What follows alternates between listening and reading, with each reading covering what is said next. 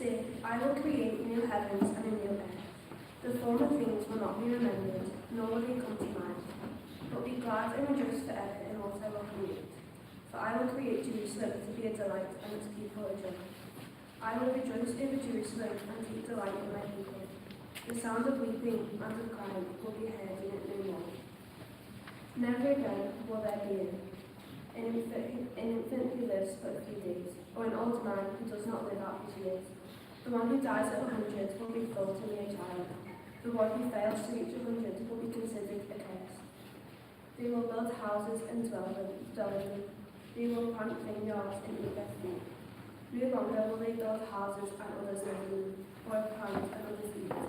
For as the days of the trade, so will the days of my people, my chosen ones, will long enjoy the work of their hands. They will not leave it in vain, nor will they bear children doomed to misfortune.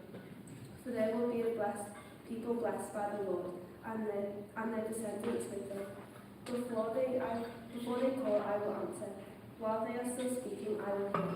The wolf and the lamb will feed together, and the lion will eat straw like the ox, and the dust will be the serpent's food. They will neither harm nor destroy on all my holy mountain, says the Lord.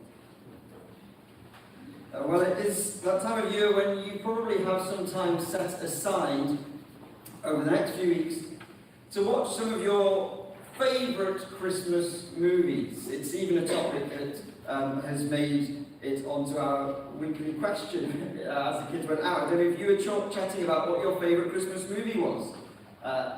Even those of us who spend the rest of the year not watching the same movies over and over again, but watching different ones, at this time of year we make an exception, don't we? We like to watch those movies that we've seen before. The ones that we know, the ones that we love. I don't know what it is for you, whether it's Home Alone, Home Alone 2, Elf, Muppets Christmas Carol. You can fill in your own blank there. The movie that you're going to come back to this year and watch. And when we watch our favourite Christmas films, we watch them in a slightly different way to when we watch other films, because we know what's going to happen.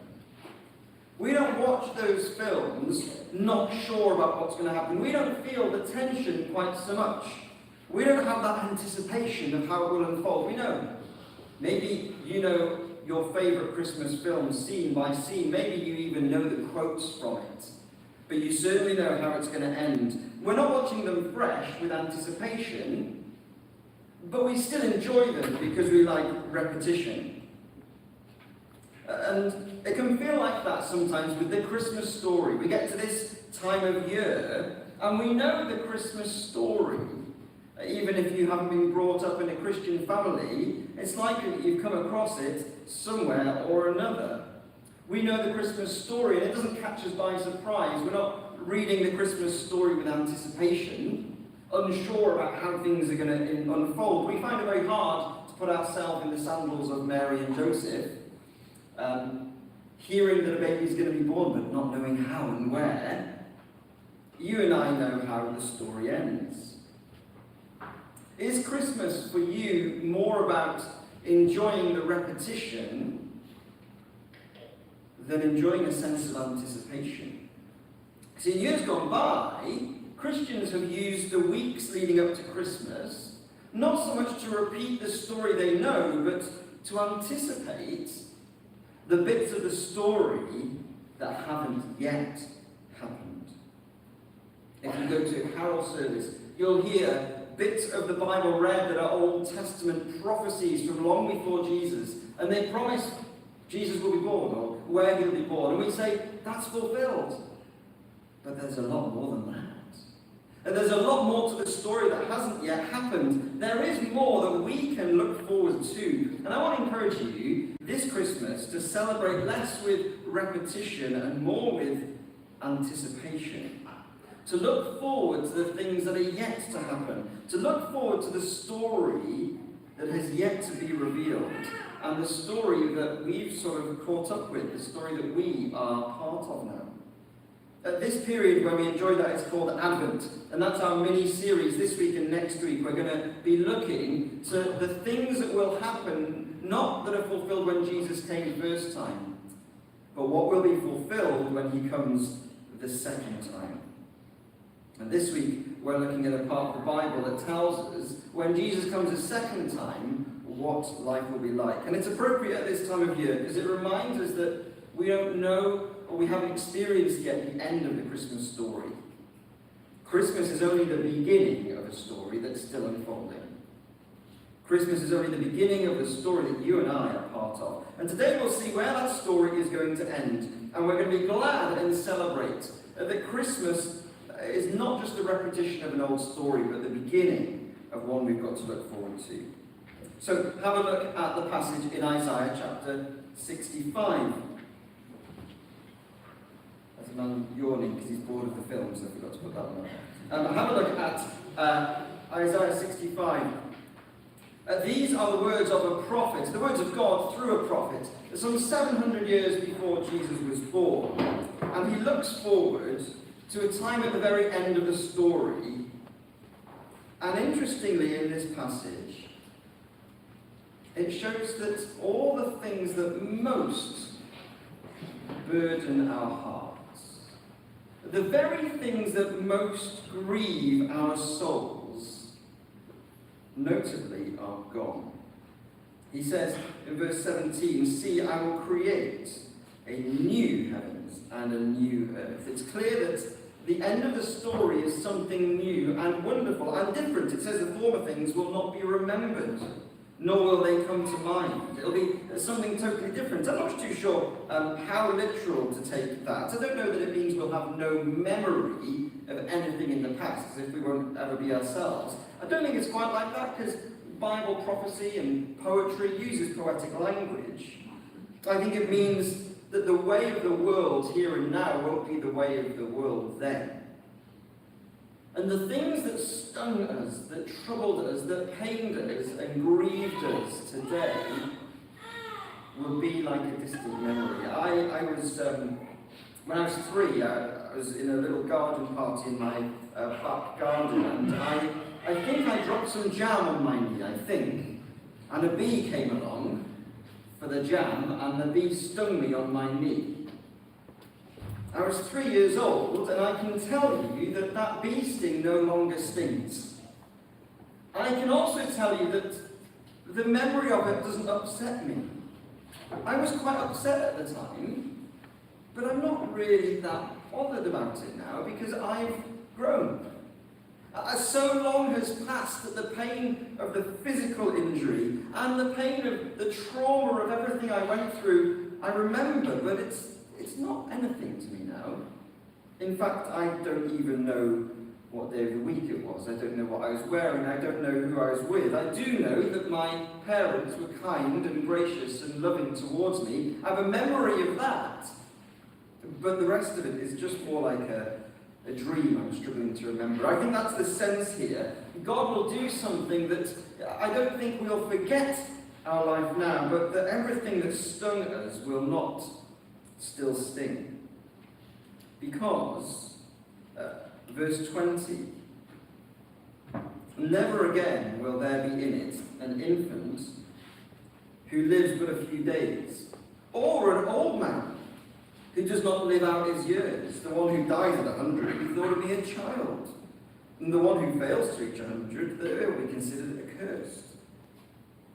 It's describing a time and a place where there's a brand new perspective on a lifetime, a brand new perspective on mortality. And again, I don't know that it literally means that someone will die, but they'll just be at 200 or 250.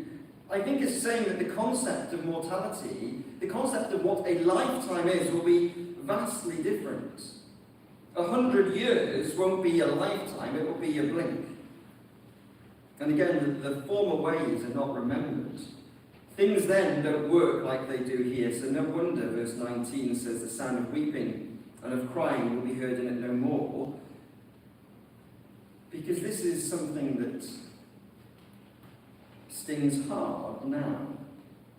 It's something our hearts long for more than anything else right now, isn't it? The former things, as this passage says, is that's where we are now, where death is common, where people always fail to live out their old age and their years.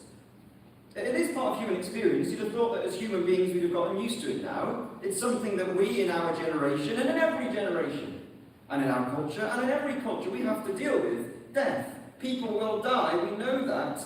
We should be prepared, we should get used to it, but we're not. Because it's wrong when someone doesn't live out their years. This week on the news, and every week on the news, there'll be something about someone who died. This week there's an architect who died. Last week there's a playwright who died. I don't know who all these people are, and I don't know if I should be sad when they die, so I look at the age of them. And when I was younger, I kind of had a view of what age is okay for someone to die. Someone who I don't know, but was famous, died, and they were 67, and I thought, okay, well, maybe that's a little bit old. As I've got older, and my parents have got older, I think, no, 67 is actually too young to die. Maybe 75 is okay, but as people I know get older, I don't think 75 is okay to die. Our life expectancy in this country is 79 years old for a man and 83 years old for a woman, and you can't tell me that it's okay if they die at that age, can you? It's not okay when people die. 100 even feels too young. That is because we are wired for this new creation. This is what we're made for. We are in a world where we know it is broken and wrong, because this world is what we are made for. This is what we long for. And the story of Christmas is still unfolding, and it will get to this point eventually. A new heavens and a new earth where no one is gone too soon. And even the memory of death is like a dream we struggle to remember. The story goes on as it unfolds. Christmas is the beginning of the end of pointlessness.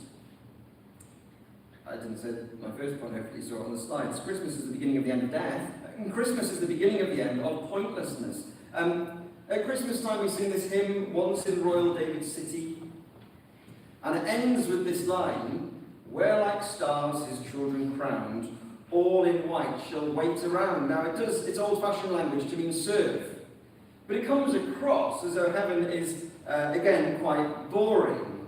That heaven is going to be this place where we're all in white in this kind of cloudy place, and we've got nothing better to do than just sort of wander around in some sort of blissful dawdling. I came across a quote this week by a guy called George Bernard Shaw. If he means anything to you, this is his quote. If it doesn't mean anything to you, that's okay. He was a playwright. But he's saying what so many of us often think. He says, heaven, as conventionally conceived, is a place so inane, so dull, so useless, so miserable that nobody's ever ventured to describe a whole day in heaven.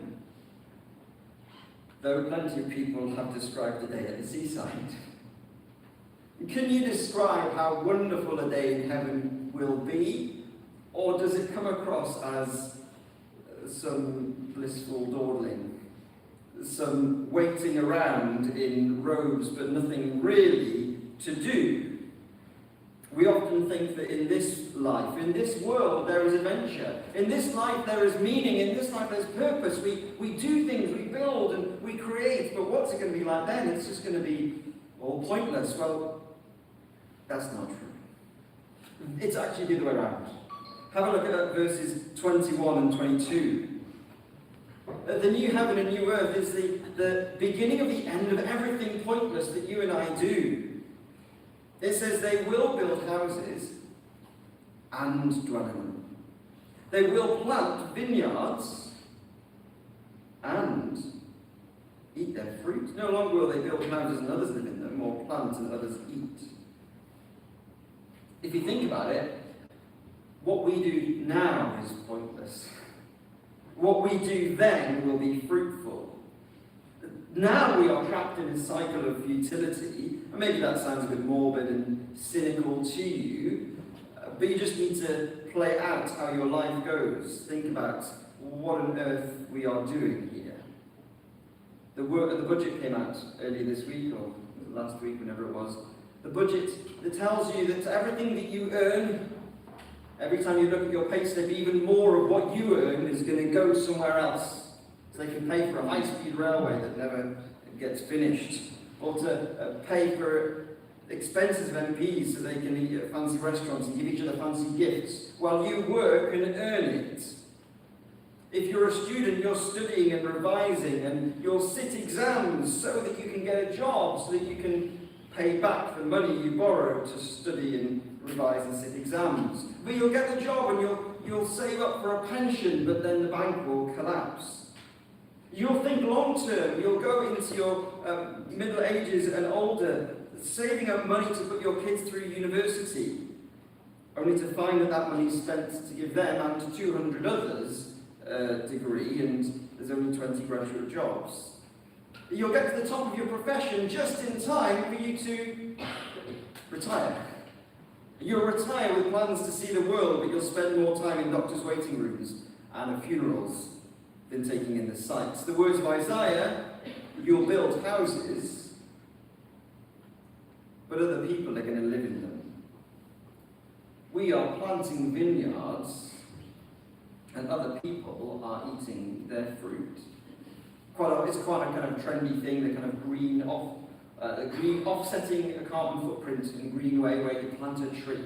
So I know that this package took an aeroplane to get to you, but it's okay because the courier planted a tree. We do a lot of planting trees, don't we? Replacing the trees chopped down with new trees, but who of us are going to get to see those trees come to fruition? Who of us are going to walk in the forests that are being planted today? We are planting vineyards and other people are going to eat the fruit. This life is what is futile. And the life described in this passage, the new heavens and new earth, is a place where everything is worthwhile. Everything is lasting. Everything bears fruit. It says in verse 23, they will not labour in vain. The tree is a good picture. For as the days of a tree, so will be the days of my people. My chosen ones will long enjoy the work of their hands. See, we'll get to plant trees and know that we'll be there when they bear fruit. We'll plant forests and later we'll walk in the woods. We'll explore, we'll investigate, we'll learn and we'll make, knowing that our work isn't just one little piece of a great jigsaw that we'll never see the end of, but we'll get to see and use the discoveries we make in this place. We'll get to use the inventions we create. We'll get to live in the buildings we plan. We'll get to learn a language, knowing that there's enough time to learn it well and use it. We'll plan and get to build. We'll build and get to enjoy. Again, this speaks to the universal human experience. Just as we all encounter death and we're not okay with it, we all, in every culture, in every generation since the dawn of humankind, have been in a world where work is frustrated. The Bible describes it as thorns and thistles, frustrating the things we do. You know it. You're going to go from here into work this week, striving and toiling, expecting something from your labour, but you'll only get thorns. You'll work a lifetime to make a difference, but within a generation it goes up in smoke. We hate this. It grates with us because we're not wired for that. We are wired for this. We're wired for this new creation. We are designed to live here. What God has in store at the end of the story is what He's made us for now. And every time we come across something that's broken, it hurts.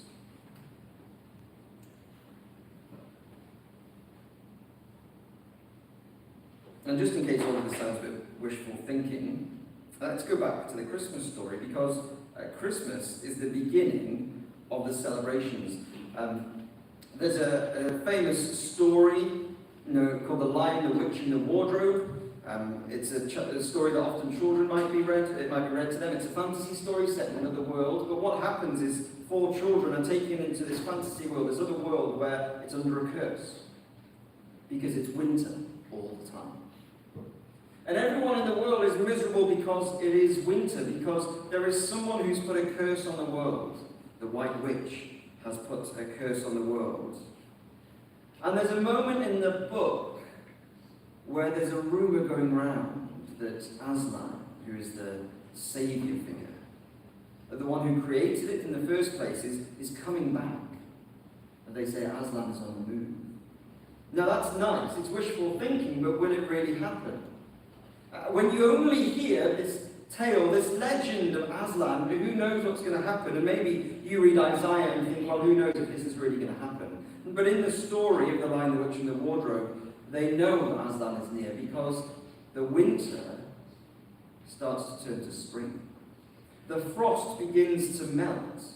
The frozen rivers start gushing with torrents. The noise in the background of the river roaring is a constant reminder that things are changing. Something has begun. The thaw has begun.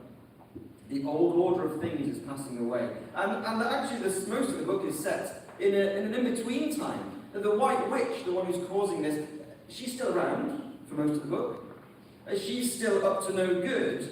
She's even caused harm that still hurts. She's turned people into statues, and they're still stone statues. But there's hope because the thaw has begun. In the same way, Christmas is the spring, is the thaw. See, the Christmas story is only the beginning. It's the time when spring breaks into our world. The new order of things breaks into our world. Because you see Jesus being born and you follow his life. The angels have announced that something new is happening in the world. It's like they're announcing Aslan is on the move. But it's not a fiction story.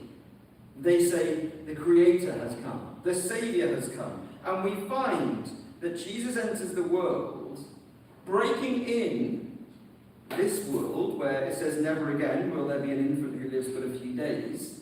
And when Jesus meets a 12-year-old girl who died, he says, no.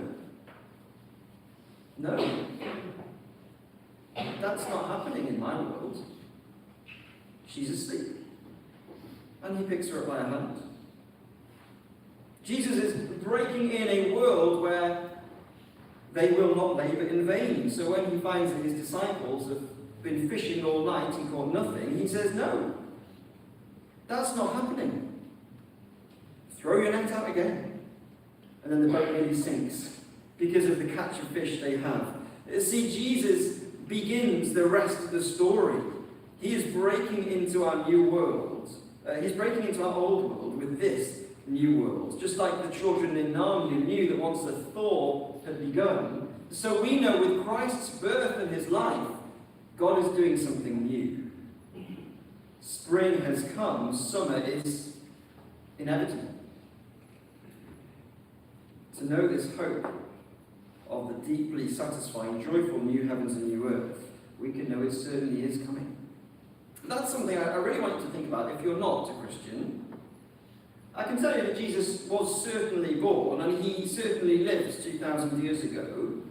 But if he really was announced by angels, if he really was the Son of the Most High God, like they said, then what's he doing coming into our world? He's up to something. And if his birth and life were foretold by the prophets, well, why not the rest of the story? Why can't it be that Jesus is fulfilling a story that God is continuing and will finish? You know that you ache and mourn in this world. Things are not as they should be. You've got an idea of how they should be. You're designed for another world. You're designed for something better that nothing in this world can satisfy. So don't let that pass you by this Christmas. In fact, the passage does tell us what to do if you believe this. Verse 18, it says, be glad. And that's the thing we're told to do if this is true. If Christmas is the beginning of the end of death, if Christmas is the beginning of the end of everything pointless, if Christmas is God's new creation breaking in, then Christmas can be the beginning of the celebrations. Be glad and rejoice forever in what I will create. I love that. It's not saying you'll be happy then. It's saying rejoice now in what I will create. You have reason today to set your eyes on the world you're made for and to say, yes, I'm dissatisfied with this world. Yes, I grieve. Yes, I'm in pain because I'm looking to somewhere better, and I rejoice in that.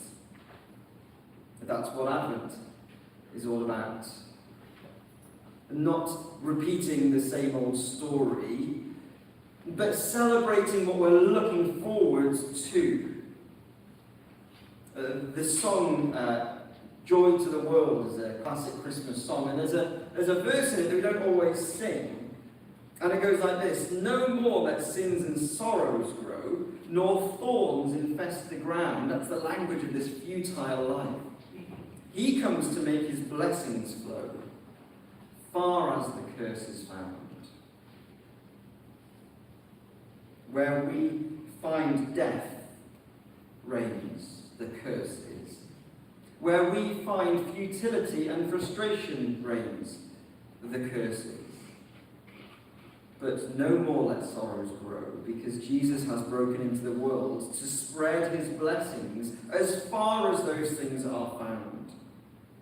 So with Christmas, with the coming of Jesus, I want us to have our hearts set on his new creation, his breaking in, his thawing of the effects of the curse on our world.